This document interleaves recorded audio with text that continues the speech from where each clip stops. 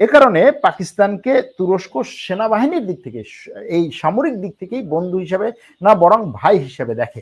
হ্যাঁ, তুরস্কের এখন কয়েকটা, এবার এই যে তুরস্কে একটা ডিফেন্স মেলা হলো, আমার সেখানে যাওয়ার পরিকল্পনা ছিল, পরিস্থিতিও ছিল, হয়নি।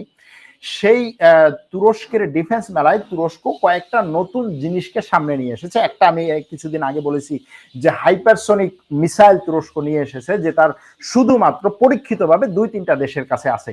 এরপরে তুরস্ক একটা বাংকার বাস্টার বোমা, যদি বলি এটাকে বাংকার বাস্টার বোমা হিসেবে যেহেতু পরিচিত, সেই বাংকার বাস্টার বোমা, তুরস্ক এটাকে বলছে ভুতুরে বোমা, এটার নাম আর কি, তুরস্ক যে নাম দিয়েছে ভুতুরে বোমা বা হায়ালেত বোম, এই ভুতুরে বোমা নিয়ে এসেছে। এবং বলা হচ্ছে যে এই বোমা 100 মিটার, মাটির নিচে 100 মিটার পর্যন্ত গভীরে গিয়ে ধ্বংস করতে পারে।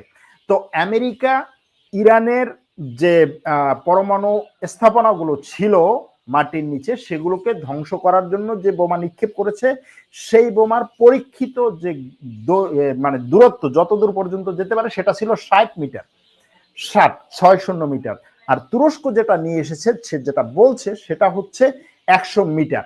এখন প্রশ্ন হচ্ছে তুরস্কের এই 100 মিটার এত বড় বোমা কিভাবে বহন করে নিক্ষেপ করবে, এই প্রশ্ন সবার আসবে। কারণ হচ্ছে আমেরিকা যে বাংকার বাস্টার বোমা, বা তার যে সবচেয়ে বড় বোমা যেটার ওজন অনেক বেশি, সেই বোমা নিক্ষেপ করার জন্য বিশ্বে বলা হচ্ছে, বিশ্বে শুধুমাত্র একটা যুদ্ধ বিমান আছে বা এক ধরনের যুদ্ধ বিমান আছে, সেটা হচ্ছে B-2 বোমারু বিমান। তাহলে তুরস্ক তার এই এত বড় বোমা কি দিয়ে নিক্ষেপ করবে, এই প্রশ্ন। এখন এই প্রশ্নের উত্তর আপনি আমি যখন খুঁজছি, তুরস্ক কি খুঁজছে না? তুরস্কের এই সেক্টরে যারা আছে তারা কি এই প্রশ্ন চিন্তা করছে না? অবশ্যই করছে।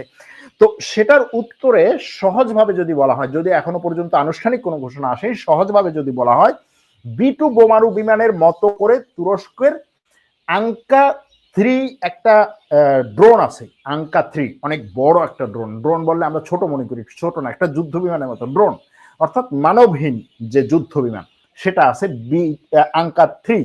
এখন আঙ্কা 4 নিয়ে আসার কথা বলা হচ্ছে, যে আঙ্কা 4 আসছে, এবং সেটা এই আমেরিকার যে B-2 বোমারু বিমান আছে তার চেয়েও বড় এবং তার চেয়ে বেশি ওজন বহন করতে পারবে, অর্থাৎ এই ধরনের এই ধরনের বোমাগুলো বহন করতে পারবে। এছাড়াও তুরস্কের এই ডিফেন্স ফেয়ারে আরো অনেকগুলো নতুন নতুন অস্ত্রের প্রদর্শনী হয়েছে, নতুন নতুন অনেক অস্ত্র সামনে নিয়ে এসেছে, যেগুলো ছোট এবং গুরুত্বপূর্ণ। যেমন একটা অস্ত্র সে নিয়ে এসেছে, যে ট্যাঙ্ক থেকে আকাশে থাকা যে কোনো ড্রোনকে সে লেজারের মাধ্যমে, শুধু ট্যাঙ্ক থেকে, লেজারের জন্য আরো বিভিন্ন ধরনের অস্ত্র তার আছে, লেজার অস্ত্র, ট্যাঙ্ক থেকে লেজারের মাধ্যমে আকাশে থাকা ড্রোন ভূপাতিত করতে পারবে। এটা কোত্থেকে আইডিয়াটা এসেছে? আইডিয়াটা এসেছে ইউক্রেন রাশিয়ার যুদ্ধ থেকে। সেখানে দেখা গেছে যে ইউক্রেন বা রাশিয়া যে পক্ষই হোক, ট্যাঙ্ক নিয়ে যখন সামনে এগুচ্ছে, ইউক্রেন বা রাশিয়ার অন্য পক্ষের ড্রোন এসে ট্যাঙ্কের উপরে আঘাত হানছে, সেখানে বিস্ফোরণ ঘটছে। সুতরাং সেই ড্রোন থেকে বাঁচার জন্য তারা কি করেছে, ট্যাঙ্কের চারিদিকে তারা হচ্ছে লোহার জাল দিয়েছে, যেন ওই অন্তত জালে এসে পড়ে, ট্যাঙ্কের উপরে যেন না পারে। তো তুরস্ক এখানে নতুন এই ট্যাঙ্কের আইডিয়াটা নিয়ে এসেছে, যেটা বিশ্বে এখনো পর্যন্ত এর আগে কেউ করেনি। এরকম অনেকগুলো নতুন নতুন অস্ত্র নিয়ে এসেছে। এখন প্রশ্ন, যে তুরস্ক এই যে এর আগে হাইপারসনিক মিসাইলের কথা বললো, এখন আবার হচ্ছে বাংকার বাস্টারের কথা বলছে, এগুলো কি পরীক্ষিত বা প্রমাণিত? এগুলো কি পরীক্ষা করা হয়েছে? পরীক্ষা করা হলে কেন ভিডিও সামনে আসে না? এই প্রশ্নগুলো আসবে। এই প্রশ্নের উত্তর হচ্ছে, তুরস্ক এগুলো পরীক্ষা করেছে কিনা সেটা সে বলেনি, পরীক্ষা করেছে বা করেনি সেটা বলেনি, কিন্তু সে বলছে এগুলো প্রমাণিত। এখন এই প্রমাণিত বলার কারণে বিশ্বাস করে নিচ্ছে। কেন বিশ্বাস করে নিচ্ছে? কারণ হচ্ছে তার অস্ত্রের যে প্রযুক্তি, সেই প্রযুক্তি এত সফিস্টিকেটেড এবং এত নিখুঁতভাবে সে সামনে আগায়, যে তার এখনো পর্যন্ত এই প্রযুক্তি যে পরিকল্পনা নিয়ে সে সামনে আগায়, যে আমি কান ফাইটার জেট আমি 2023 সালে উড়াবো, সে 2023 সালে উড়িয়েছে।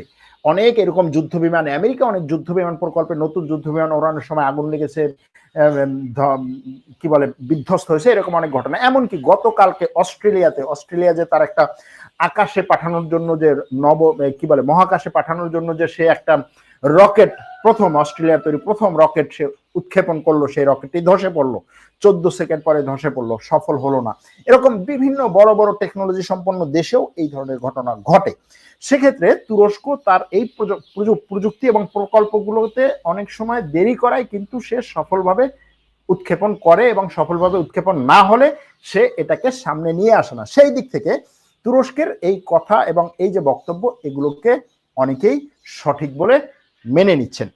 এরপরে অনেক আরো প্রশ্ন আছে আপনাদের কাছ থেকে, যে ইউরোফাইটার কেনার ক্ষেত্রে তুরস্ক যে ইউরোপের সাথে চুক্তি করেছে এটা কতটুকু আগাবে।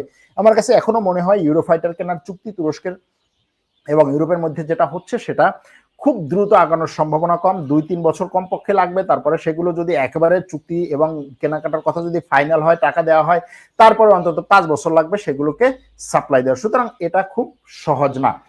এখন এর বাইরে আরেকটা প্রশ্ন, যে আমি এখন কোথায় আছি? আমি এখন পটুয়াখালীতে আছি, আমার গ্রামের বাড়িতে আছি এবং এখানে আরো কিছুদিন থাকবো। আর সবকিছু মিলিয়ে দেশে থাকবো ইনশাল্লাহ, অনেকের সাথেই দেখা হবে, কথা হবে। আজ তাহলে এখানেই রাখছি। ভালো থাকবেন, ভালো থাকবেন, তুরস্কে ঘুরতে যাবেন। আর শেষ কথা হচ্ছে দোয়া করবেন। আল্লাহ হাফেজ।